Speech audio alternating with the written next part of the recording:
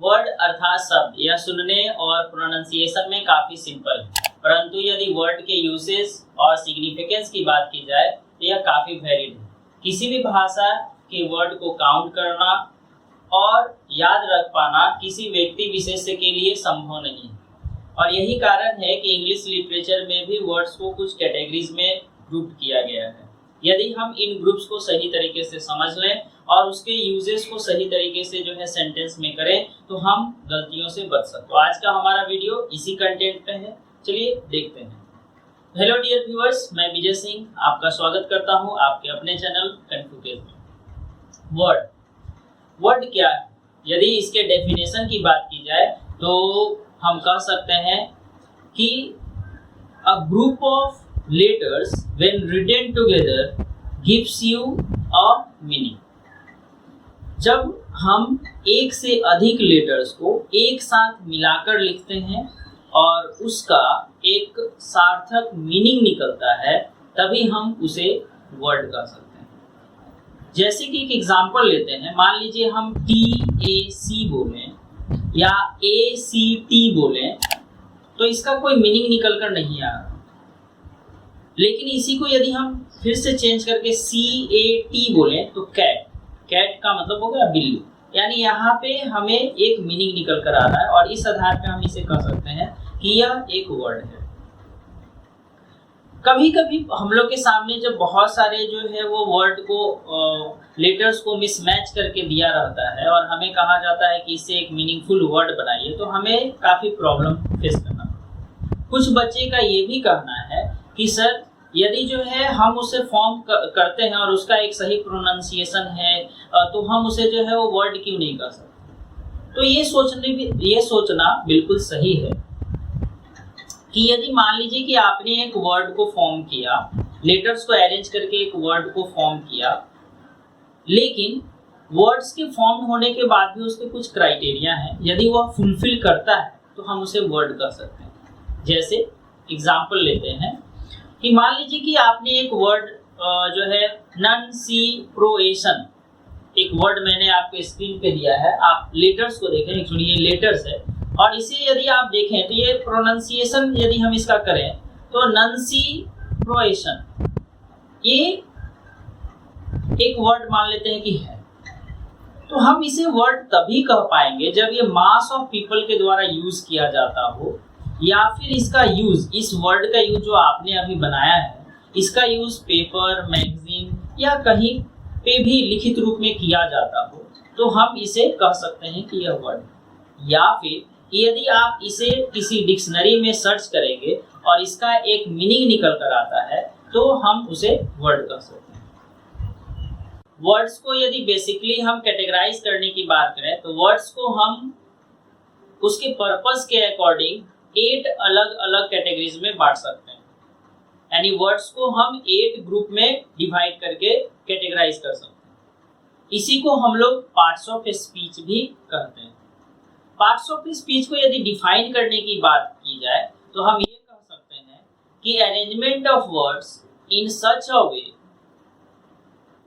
That each group has a similar purpose of words, अर्थात एक group में वैसे ही वर्ड्स को रखा जाएगा जिसमें उन सभी वर्ड्स का जो पर्पस होगा वो कॉमन होगा। जैसे हम एग्जांपल में देखते हैं, जैसे हम नाउन को लें तो नाउन में सिर्फ उन्हीं वर्ड्स को रखा जाएगा, नाउन के कैटेगरीज में सिर्फ उसी वर्ड्स को रखा जाएगा जो कहीं ना कहीं किसी के नाम को शो करते हैं। यदि हम प्रोनाउन की बात करें तो हम प्रोनाउन में यदि बात करें तो उन सभी वर्ड्स को यूज किया जाता है जो नाउन के बिहाफ में यूज होता है। उसी तरह से एडजेक्टिव को यदि देखा जाए तो एडजेक्टिव हमेशा नाउन या प्रोनाउन को क्वालिफाइंग करने वाले वर्ड्स को, यानी वैसे वर्ड्स को जो हमेशा नाउन या प्रोनाउन की विशेषता बताते हैं, वैसे वर्ड्स को रखा जाता है। यदि हम वर्ब की बात करें तो इसमें हमेशा एक्शन शोइंग वर्ड्स को रखा जाता है और इसीलिए एक्शन शोइंग वर्ड को हम लोग वर्ब भी कहते हैं, इसे डूइंग वर्ड भी कहा जाता है। यदि हम नेक्स्ट बात करें एडवर्ब की तो एडवर्ब हमेशा एडजेक्टिव, एडवर्ब या अपने आप को क्वालिफाई करने वाले वर्ड्स को कहा जाता है, यानी इस ग्रुप में हम सिर्फ वैसे वर्ड्स को रखते हैं जो अपने आप को क्वालिफाई कर सके, एडजेक्टिव को क्वालिफाई कर सके या वर्ब को क्वालिफाई कर सके। ये हमेशा इन सभी की विशेषता को बताता है। नेक्स्ट यदि हम प्रीपोजिशन की बात करें तो प्रीपोजिशन जो है वो हमेशा रिलेशन बताता है। किसी भी नाउन का किसी अन्य नाउन के साथ, यानी एक सेंटेंस में जब एक नाउन का बाकी सभी नाउन के साथ रिलेशन को बताने का काम प्रीपोजिशन करता है। कंजंक्शन की बात करें तो कंजंक्शन जो है ये हमें ज्वाइन करना सिखाता है, यानी वर्ड्स, सेंटेंस या फ्रेज को एक साथ ज्वाइन करने के लिए हम इन वर्ड्स का यूज करते हैं। तो कंजंक्शन के ग्रुप में हम सिर्फ उन्हीं वर्ड्स को रख सकते हैं जो ज्वाइनिंग का काम करते हैं। यदि हम इंटरजेक्शन की बात करें तो इंटरजेक्शन हमेशा सडन फीलिंग शो करने वाले वर्ड्स को ही अपने कैटेगरी में रखता है। तो यहाँ से ये पार्ट्स ऑफ स्पीच का जो डेफिनेशन है कि एक ग्रुप में सिर्फ उसी तरह के वर्ड्स रहेंगे जिनका पर्पस एक होता है, और उसी के आधार पे हम लोग इसे 8 अलग अलग ग्रुप्स में कैटेगराइज किए। इसी 8 ग्रुप्स को जो है हम लोग पार्ट्स ऑफ स्पीच के रूप में भी जानते हैं। इन पार्ट्स ऑफ स्पीच के जो वर्ड्स हैं, इसे जब हम एक साथ एक एक करके अरेंज करते हैं तो इससे कुछ ना कुछ फॉर्म होगा। लेकिन यदि इसका एक कंप्लीट मीनिंग आता है, एक सेंस आता है, तो हम उसे सेंटेंस, और इसीलिए यदि सेंटेंस के डेफिनेशन की बात की जाए तो हम कहते हैं कि a group of words that gives a complete sense and a meaning is known as sentence. यानी एक से अधिक जब हम वर्ड्स का यूज एक साथ करते हैं और उसका एक कंप्लीट मीनिंग निकल कर आता है, तब हम उसे सेंटेंस के लिखने के भी अलग अलग फॉर्मेट है। जब हम इन वर्ड्स को ही आगे पीछे अरेंज करेंगे तो उससे हमें कुछ और भी जो है अलग अलग प्रकार के सेंटेंस फॉर्म होते हैं, और इसी के आधार पे सेंटेंस को कुछ कैटेगरीज में भी बांटा गया है। यदि हम कंस्ट्रक्शन की बात करें, सेंटेंस की स्ट्रक्चर की बात करें, तो इसे 3 अलग अलग भाग में हम डिवाइड करके जो है वो समझ सकते हैं। इसीलिए यदि आपने हमारा फर्स्ट वीडियो देखा होगा तो उसमें हमने आपको बताया था कि जनरली जो है इसे 3 अलग अलग भाग में जो है वो डिवाइड किया गया। यदि आप उसे नहीं देखे हैं तो आप आई बटन में जाकर उसे जरूर देखें। नेक्स्ट बात करें तो आज हम लोग जो है सेंटेंस के पर्पस के अकॉर्डिंग उसे डिवाइड करना सीखें। सेंटेंस को उसके उद्देश्य के अकॉर्डिंग, यानी सेंटेंस का उद्देश्य क्या है, उसे हम क्यों लिख रहे हैं, वह किस लिए यूज होता है, उसके आधार पे हम इसे 5 अलग अलग टाइप्स पे डिवाइड कर सकते हैं। तो सबसे पहला सेंटेंस जो है उसे हम लोग असर्टिव सेंटेंस या उसे डिक्लेरेटिव सेंटेंस भी कहा जाता है। इस सेंटेंस में हम किसी भी चीज के बारे में किसी को सूचना प्रोवाइड, किसी को जानकारी देते हैं। जैसे मान लीजिए हम बोले सीता कल पटना गई, तो हम इसे कह सकते हैं कि Sita went to Patna study. हम उसे सिर्फ एक इंफॉर्मेशन प्रोवाइड की। यदि हम कहें कि मैं कल धनबाद जाऊंगा, तो ये भी एक सेंटेंस है जिसमें मैं किसी को इंफॉर्मेशन दे रहे हैं कि I will go to Dhanbad tomorrow. ये सभी जो भी वर्ड्स हैं, यदि आप किसी को कह रहे हैं कि she is a girl, she is my friend, this is my house, ये सभी इंफॉर्मेशन प्रोवाइड कर, और ये सभी इंफॉर्मेशन प्रोवाइड करने वाले जो भी सेंटेंस होंगे इन्हें असर्टिव सेंटेंस को भी हम 2 अलग अलग कैटेगरीज में डिवाइड करके पढ़ते। असर्टिव सेंटेंस फर्स्ट कैटेगरी होता है एफर्मेटिव असर्टिव सेंटेंस, और सेकंड होता है निगेटिव असर्टिव। एफर्मेटिव सेंटेंस में हम लोग हमेशा पॉजिटिव सेंटेंस में बात करते हैं, यानी किसी भी चीज के बारे में पॉजिटिवली बात बताते हैं, तो उसे हम लोग असर्टिव एफर्मेटिव सेंटेंस। जैसे मान लीजिए आप कहते हैं कि दिस इज अ पेन, यह एक पेन, यह एक सूचना है जो आप किसी को दे रहे हैं और ये पॉजिटिव वे में आप दे रहे हैं, तो ये आपका असर्टिव। यदि आप इसी को निगेटिव फॉर्म में बोलेंगे तो आप बोलेंगे this is not a pen. जहां पे आप किसी चीज को निगेटिव फॉर्म में बोलते हैं तो उसे असर्टिव निगेटिव सेंटेंस कहा जाता है। हम लोग हमेशा इसमें नॉट, नेवर जैसे वर्ड्स को लगाकर हम लोग इसका निगेटिव बनाते हैं। नेक्स्ट सेंटेंस जो है उसे हम लोग इंट्रोगेटिव सेंटेंस कहते हैं। इंट्रोगेटिव सेंटेंस हमेशा किसी से कुछ पूछने के लिए यूज किया जाता है। इंट्रोगेटिव सेंटेंस हमेशा किसी से कुछ पूछने के लिए यूज किया जाता है। जैसे आप यदि किसी से किसी भी प्रकार का कोई सवाल पूछते हैं तो उसे जो है इंट्रोगेटिव सेंटेंस कहा जाता है। इसीलिए कहा जाता है the sentence that ask you some, वैसा सेंटेंस जो आपसे कोई कुछ पूछता है उसे हम लोग जो है इंट्रोगेटिव सेंटेंस। जैसे कोई भी एक एग्जांपल ले लीजिए, जैसे have you eaten today, do you go to school, what is your name, where do you live. ये सभी अपने आप में एक क्वेश्चन है जो आप किसी से पूछ रहे हैं। ये सभी एक प्रकार का इंट्रोगेटिव सेंटेंस। इंट्रोगेटिव सेंटेंस को भी हम 2 कैटेगरी में बांट सकते हैं, interrogative assertive sentence and interrogative negative, यानी जब आप किसी से पॉजिटिव वे में कोई सवाल पूछते हैं तो वो हो सकता है कि असर्टिव भी हो सकता है, यानी कि वो एफर्मेटिव भी हो सकता है और वो निगेटिव भी हो सकता है। जैसे मान लीजिए आप किसी से पूछे have you taken your food, आप सिर्फ उससे क्वेश्चन पूछ रहे हैं कि क्या तुमने अपना भोजन लिया या खाया। नेक्स्ट जो है इसी को यदि पूछे have you not taken your food, यानी आप खुद ही उससे नोट लगाकर जो है वो क्वेश्चन पूछ रहे हैं, तो ऐसा क्वेश्चन जिसमें आप पॉजिटिव तरीके से जो है किसी से जब कोई प्रश्न को पूछते हैं तो वह इंट्रोगेटिव असर्टिव सेंटेंस कह सकते हैं कि है, इंट्रोगेटिव एफर्मेटिव सेंटेंस कह सकते हैं कि है।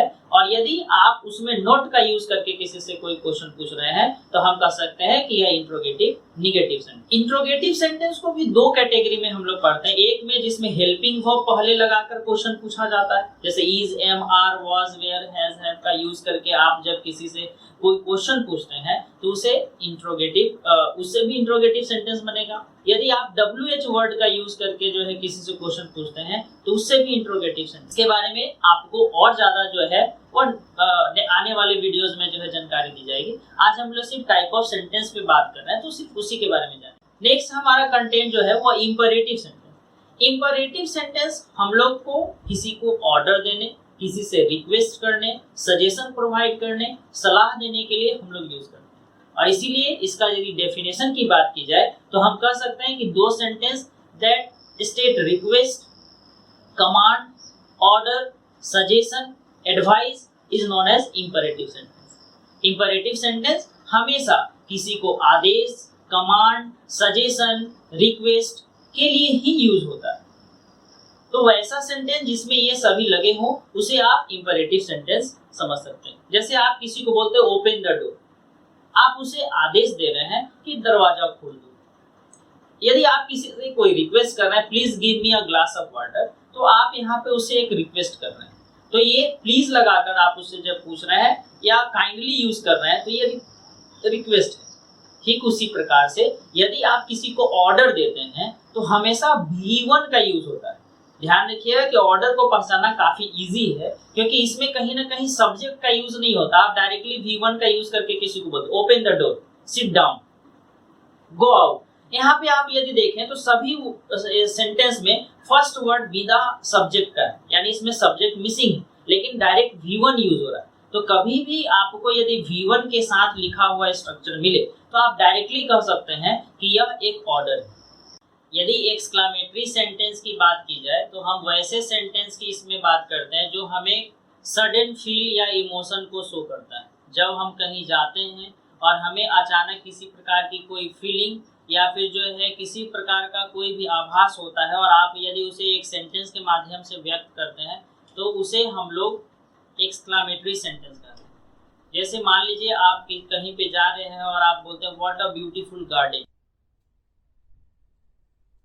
ये अपने आप में एक एक्सक्लेमेशन है, यानी कि आप एक्सक्लेम कर रहे हैं, आपको वो काफी अच्छा लग रहा है, यानी आपको हर्ष की जो है वो कहीं ना कहीं बोध हो रहा है, खुशी की बोध हो रही है। तो इसमें जब आप कहीं अचानक जाते हैं और आपको जो है कोई दुख प्रकट होता है तो आप कहते हैं ओह ही वाज वेरी गुड, तो ये भी अपने आप में एक्सक्लेमेशन है। यदि आप alas the man was dead ये कहते हैं तो ये भी एक जो है वो आपका एक्सक्लेमेटरी सेंटेंस।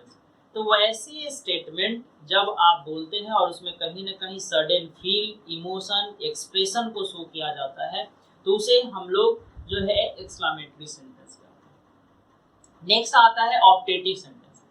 इसे कहीं ना कहीं इच्छा बोधक सेंटेंस भी कह सकते हैं, यानी इच्छा को बताने वाला सेंटेंस। कहीं ना कहीं आप इसके माध्यम से किसी को अभिवादन देते हैं, किसी के बारे में अच्छा सोचते हैं, कोई कामना करते हैं या फिर किसी को कर्ज करते हैं, तब इस सेंटेंस का यूज होता है। यानी a sentence that states you desire or curse is known as optative sentence.